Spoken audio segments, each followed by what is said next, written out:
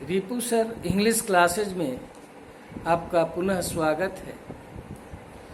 आज के इस वीडियो में हम चर्चा करेंगे क्लास 12 के प्रोज सेक्शन जो है उसमें 5वां लेसन है ideas that have helped Mankind, जिसको बर्ट्रैंड रसेल ने लिखा है।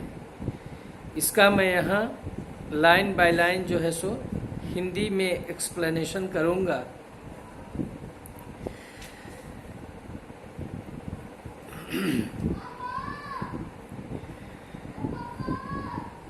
इस विषय पर बहस करने के पहले हमें यह समझ लेना होगा कि मानवता की मदद से हमारा तात्पर्य क्या है।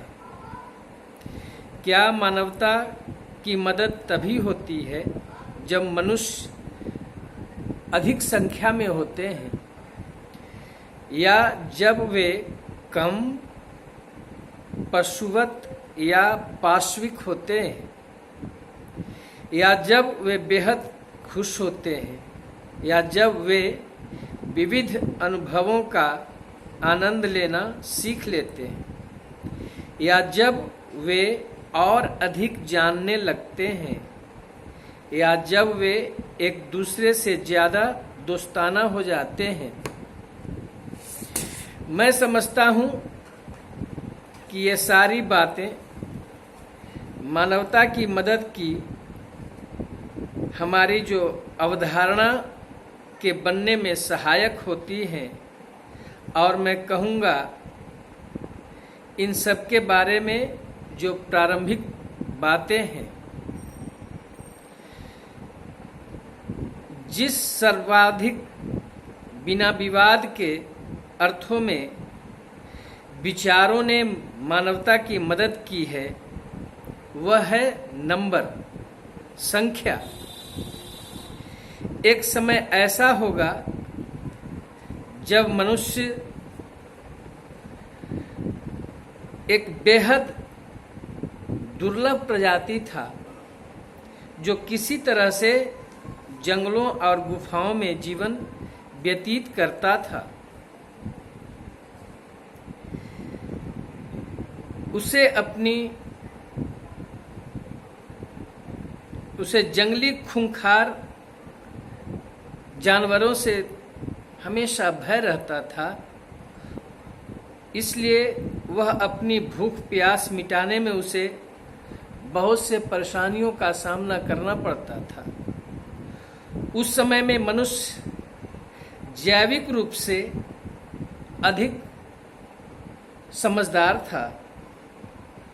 यह समझदारी और उसकी कुशाग्रता पीढ़ी दर पीढ़ी बढ़ते जा रही थी, पर उसे लंबे इन्फेंसी शैशव काल जो है बंदरों की तुलना में उसकी कमतर उसकी चपलता बंदर से कम, और ठंड से बचाव के लिए शरीर पर कम केशों का जो आवरण था, ये सब कारण उसकी स्थिति को कमजोर बनाए हुए था। इस कमजोर स्थिति पर कुशाग्रता की उसकी स्थिति पार नहीं पा रही थी। उन दिनों मनुष्यों की संख्या निश्चित रूप से बहुत कम रही होगी। अपने तकनीकी कौशलों को, जिनका सदियों से मनुष्य इस्तेमाल करता आ रहा था, उनको उसने मुख्यतः कुल आबादी को बढ़ाने में लगाया था।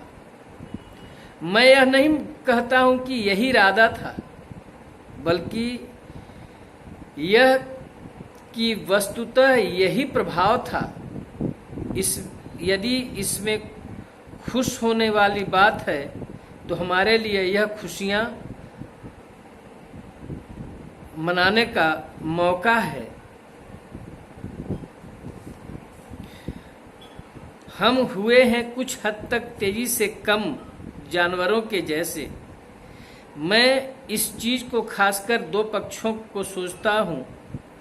पहला जो हासिल किया गया विरोध में जन्मजात प्राप्त की गई कुशलताएं लगातार बढ़ता हुआ एक मानव जीवन में एक किरदार की भूमिका निभाता है, और दूसरा ज़्यादा से ज़्यादा हासिल करने की इच्छा शक्ति का सवार होना।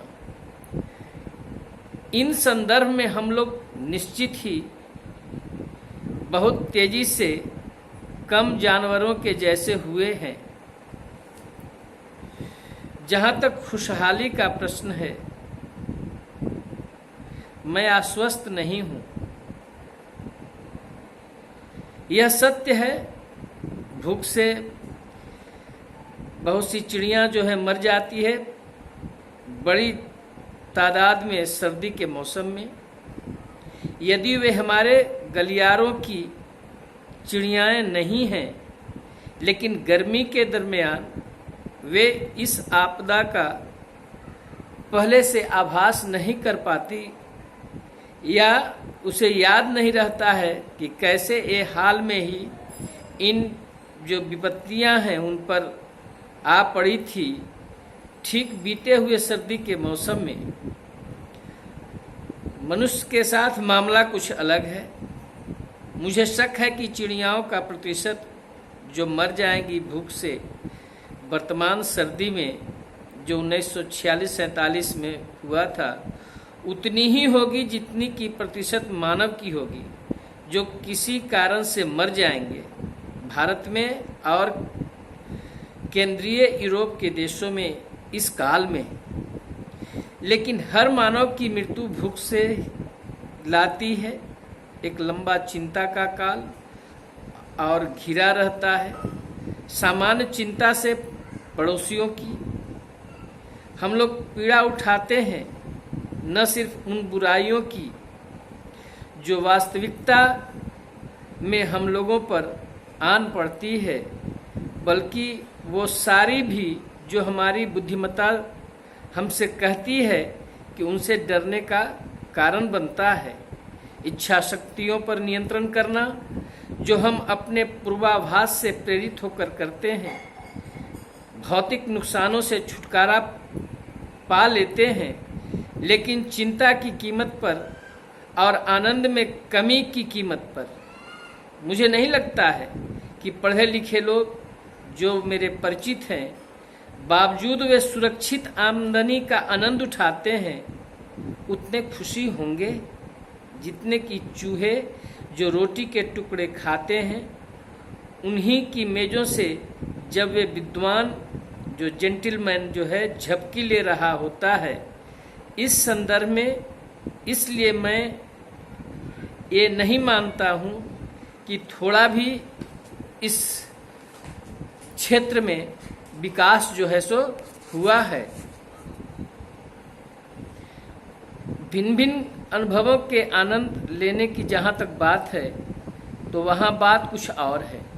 मुझे याद है कि कुछ शेरों को एक फिल्म दिखलाया गया था जिसमें शेर थे जो जंगली हिंसक तरीके से शिकार कर रहे थे।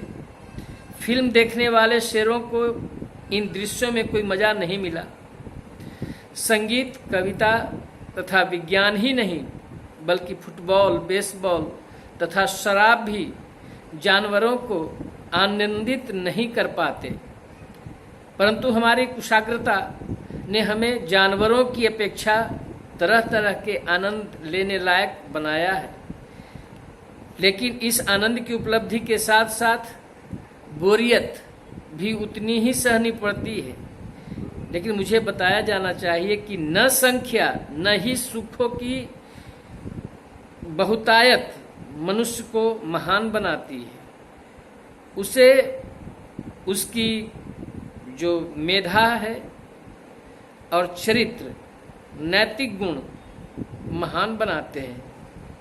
यह स्पष्ट है कि हम मनुष्य पक्षियों जो पशु हैं उनकी अपेक्षा अधिक जानकारी रखते हैं, और यह सामान्य रूप से सदा मनुष्य के पक्ष में गिना जाता है। क्या वह सचमुच फायदेमंद है? यह निश्चित नहीं है, लेकिन फिर भी यही है जो हमें जंगली जानवरों से अलग बनाता है। क्या सभ्यता ने हमें एक दूसरे के प्रति अधिक मित्रतापूर्ण होना सिखाया है? उत्तर आसान है। अंग्रेज, अमेरिकी नहीं।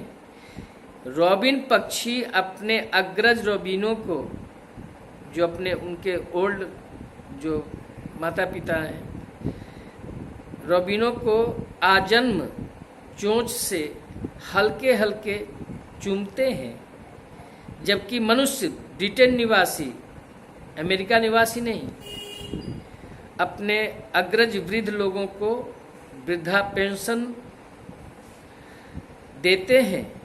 अपने समूह में हम कई जानवरों की अपेक्षा एक दूसरे के प्रति बेहद दोस्ताना हैं, परंतु अपने समूह के बाहर के लोगों के प्रति जानवरों जितना ही बर्बर हैं।